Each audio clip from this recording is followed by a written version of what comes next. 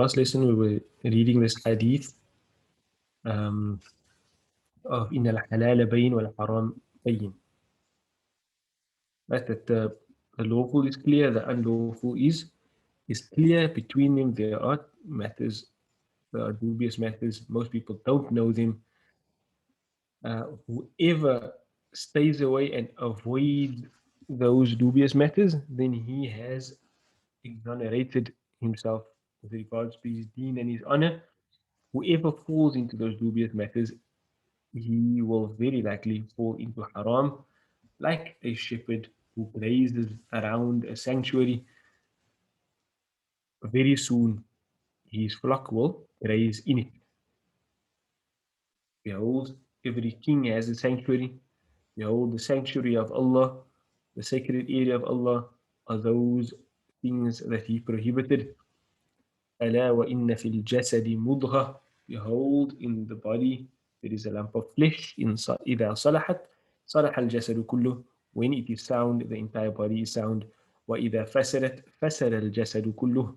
When it is corrupt, the entire body is corrupt. ألا وهي القلب. Behold, it is the qalb. So we discussed this hadith last week, at least. The first part of the hadith we discussed and we gave a decent amount of discussion to it. We spoke about the idea of um, Islam not being an overly complex way. Oftentimes we like to, uh, we make it complex by adding a whole lot of more boundaries than they actually are. Um, right? And generally matters are clear. It's actually a, it's actually problematic when we try to focus only on those areas that are dubious and that are not clear.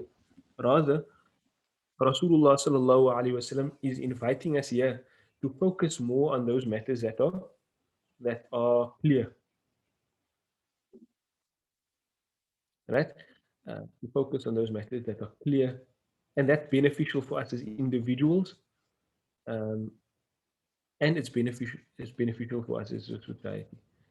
In the second part of the hadith, last week I also discussed the idea of something being unclear to one person doesn't necessarily mean that it's unclear to another person.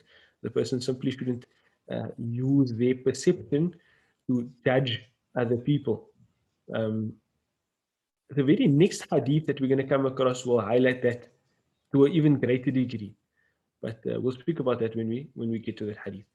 The second part of this hadith, and remember, Imam Nawawi very, very specifically chose these hadith and very specifically ordered these hadith to give a sound and complete Islamic worldview. So he's telling you something here that as an individual for yourself, make sure you know and you are confident that you're in the clear. If you have doubts about something, it's better to stay away. If you don't have doubts about a thing, then by all means, Bismillah. Right? The hadith ends off with the idea of focusing on your heart. Right? The heart is like the center of your body. I don't mean the spatially center, but the, the center of your heart that ensures that everything's in order. So there's a number of aspects of looking at this injunction, this hadith. Rasulullah sallallahu alaihi wasallam says there's a lump of flesh, and we know that it's a physical lump, but it's also a spiritual component to it, and that refers to the heart. If it is sound, everything is sound. If it is corrupt, everything is corrupt. So what's the injunction in that? It's a statement. There's no actual injunction in that. Rasulullah didn't say anything. He just said, behold, in the body there is a lump of flesh. If it is sound, the body is completely sound. If it is corrupt, the body is completely corrupt. Behold, this heart. There's no injunction in it. It's just statements. But there is an implied injunction in that. The implied injunction is make sure that your qalb is salih. Make sure that your qalb is sound. Right? And if your qalb is sound, then what happens? Then you are able to stay within the parameters of the halal. You are able to stay within the parameters of the halal. and you are able to not think bad of other people as well. Um, and that's very important. And it's even more important for like scholars to know and understand. Because you'll find, like, for example, if I just think back to my teacher, Mawlana Taha, when he gave fatwa, he wasn't strict in his fatwa. He would generally opt for the easier options always, in terms of the fatwa that he gave, in terms of what he availed for other people, because that was the message of Rasulullah sallallahu alaihi wasallam. Bashiru wa la tunaffiru. Uh, give good news, don't just give bad news. Yassiru wa la tu'assiru. Uh, make things easy, don't make things difficult. As a mufti, would always give easy fatwa. But in terms of his personal practice, he would always do the more cautious thing. He would always do the more cautious thing for himself.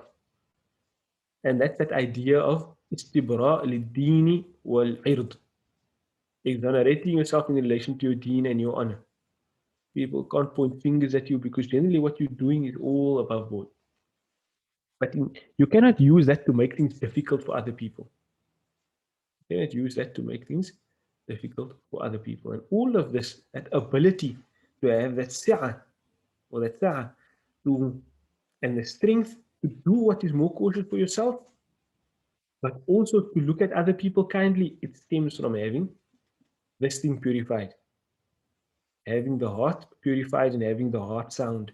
So there's that injunction to that journey of ensuring that the heart is sound. And I think, we speak about that all the time. What does it mean to have a sound heart? There isn't a specific injunction here, but like I said, there is an implied injunction that is to make the heart sound. How do we make the heart sound, and what does it mean to have a sound heart?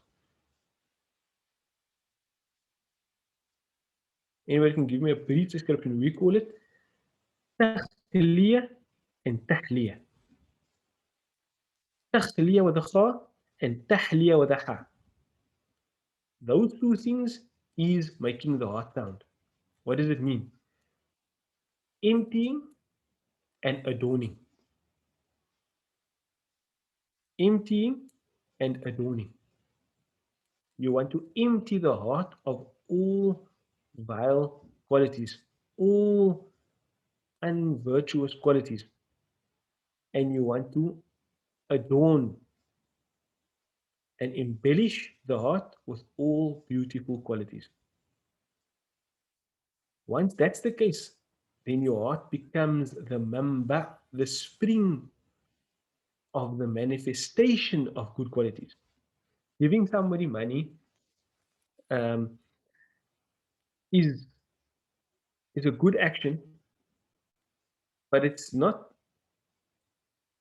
necessarily generosity. Generosity is the state of heart that moves you to feed the poor or to give of your wealth to those less fortunate. That's what generosity is. Generosity is that state of heart that moves you to manifest certain actions. That um, gentleness is not simply being kind in your speech or soft in how you interact with other people, but it's the state of heart that moves you to that. Right? It's the state of heart that moves you to that. And that's why this hadith of Rasulullah sallallahu alaihi wasallam says that if the heart is sound, then everything else is sound. Because the heart is like the wellspring of qualities that cause certain things to manifest from you. Right? And so from the most virtuous acts is to focus on your heart and to inculcate within yourself qualities that are good and beautiful and virtuous. Now, how to do that?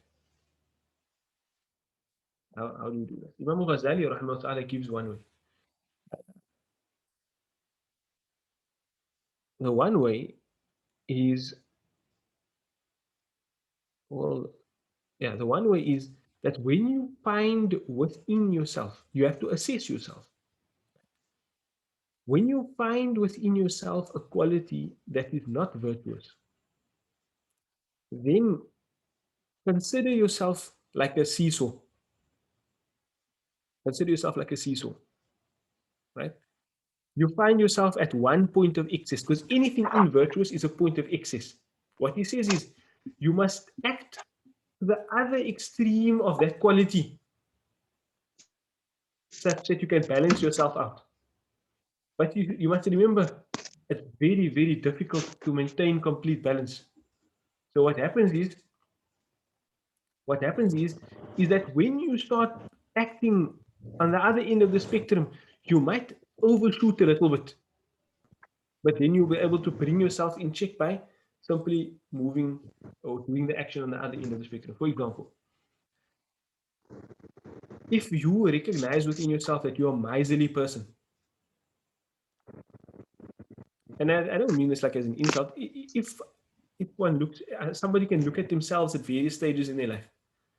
If one looks at themselves and sees within themselves that they find it very difficult to just give their wealth and part with their wealth,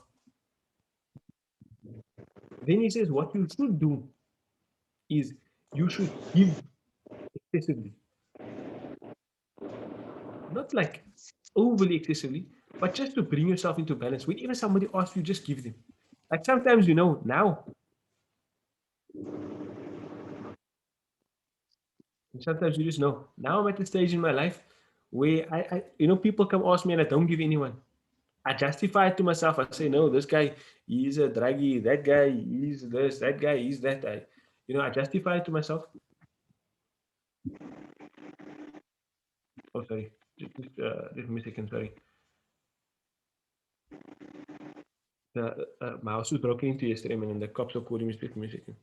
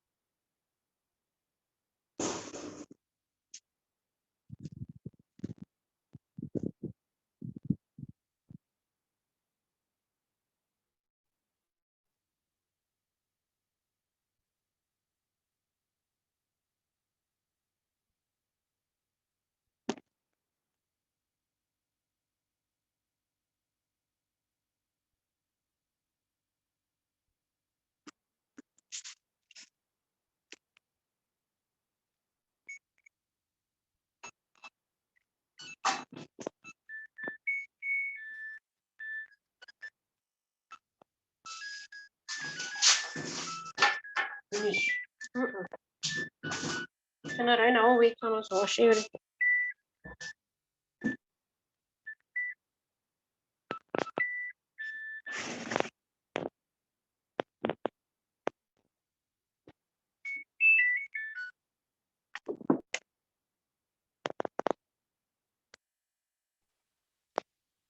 Sorry about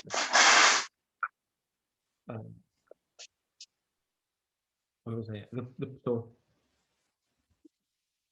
sorry, I just need to take a call. But the point that I was making was that Imam Ghazali rahmatullah advises that when you find yourself uh, erring on one extreme, then you should move towards the other extreme so much so that you can balance yourself. But the likelihood is that you overshoot and you have to bring yourself into balance all the time. And that's a constant balancing act that one engages throughout their life, right? So how the example I was giving of this was if you find yourself miserly such that you justify not giving all the time, then he says you must overcome yourself by giving. Despite you see this guy comes to you, you can think a million bad things about him, but instead you put some caution in place and you give them, uh, right? You give them, not just because of that person, but because you are counteracting your own error, you are counteracting your own unvirtuous state. And then he says it may get to a time that you love giving so much that you now need to curtail yourself. Maybe you are giving just willy nilly and you're not giving wisely or whatever the case may be. Then you should now caution yourself from not being spendthrifty or not being wasteful. And then through that balancing act, you're bringing yourself to the middle. Um, if you find yourself a person filled with anger, such that you're always exerting your authority over other people, um, you should let other people get the upper hand over you to the extent that they feel comfortable as well, and you bring yourself to balance. But then you may find yourself letting people trample upon you, and then you need to move to the other side again to maintain assertiveness without aggression. And so through life, we go through this constant balancing act. Uh, what we're doing is we're manifesting certain actions, but essentially what we are doing is we are training our nafs. And training our nafs is the part of the purification of the qalb. That part of making the qalb salih, sound, and appropriate, such that our entire self can be cured and appropriate. That's one way. That's one way of doing it. So just acting against the nafs constantly. You constantly act against your nafs, and that brings your nafs in check. Um, Another way is to do lots of good. To just do lots of good.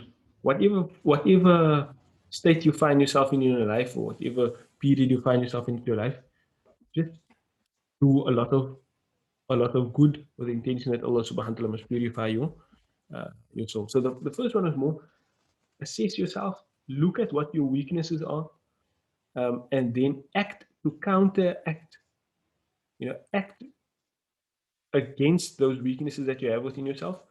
And then inshallah by that Allah subhanahu wa ta'ala will aid you in that path. The other one is just to do good.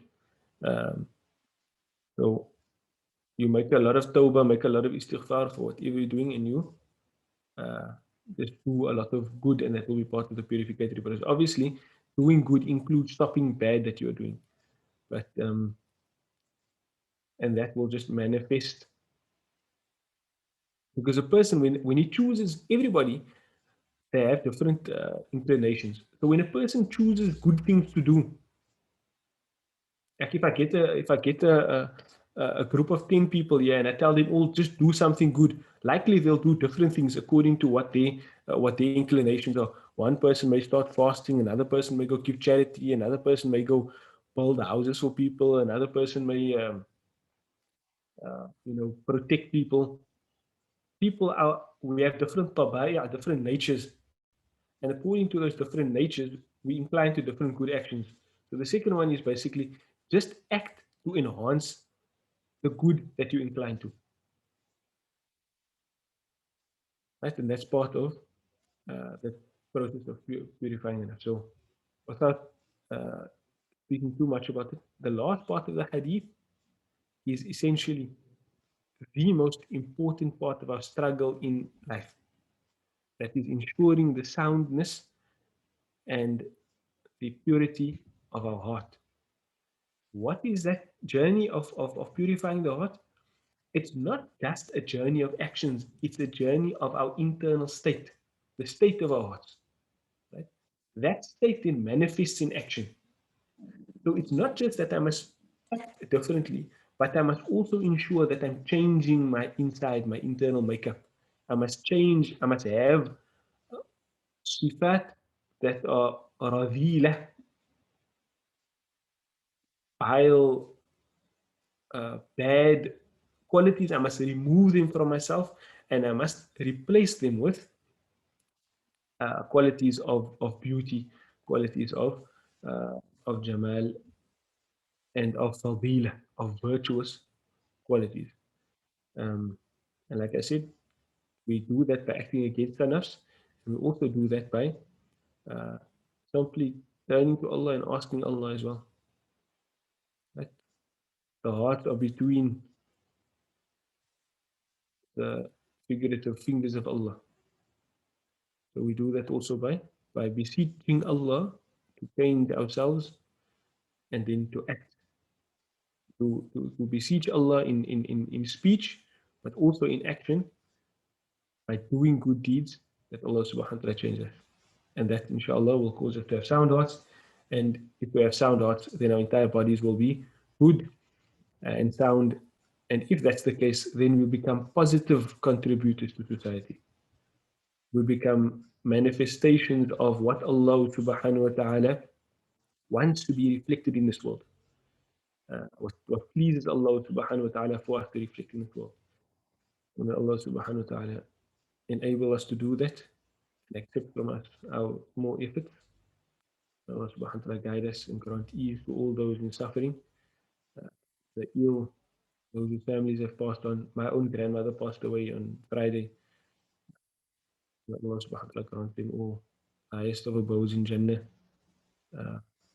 forgiveness for their shortcomings, closeness to Rasulullah sallallahu alayhi wasallam, and may we meet up with him in due time, in in the best of states as well. But at the end, are there any questions or contributions?